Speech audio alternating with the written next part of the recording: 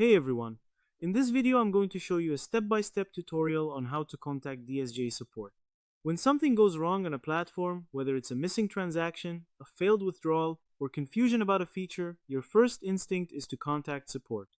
But here's the thing, not all support centers work the same way.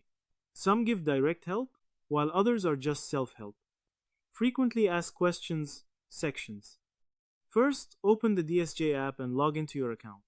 Support options are usually only available inside your account.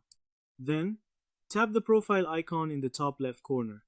What you'll see: account details, settings, and additional options including support.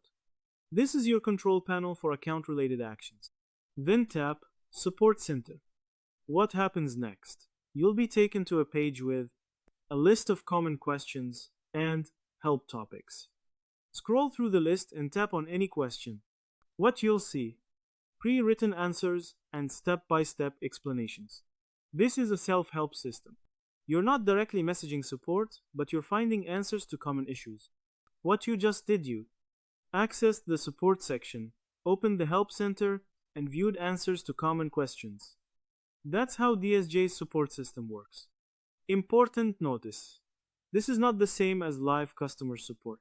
This works well for basic questions, platform navigation issues, and general guidance. If you need more help, you can contact their live chat support center. To summarize, contacting DSJ support involves logging in, going to your profile, clicking on the support center, and browsing through the available questions and answers.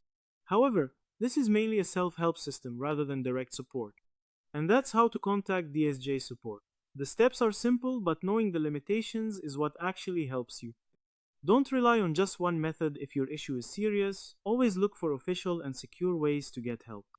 Because when it comes to your money, you want real support, not just answers on a page. So that's how you do it. I hope you guys like this video. Subscribe for more, like for more, and share for more.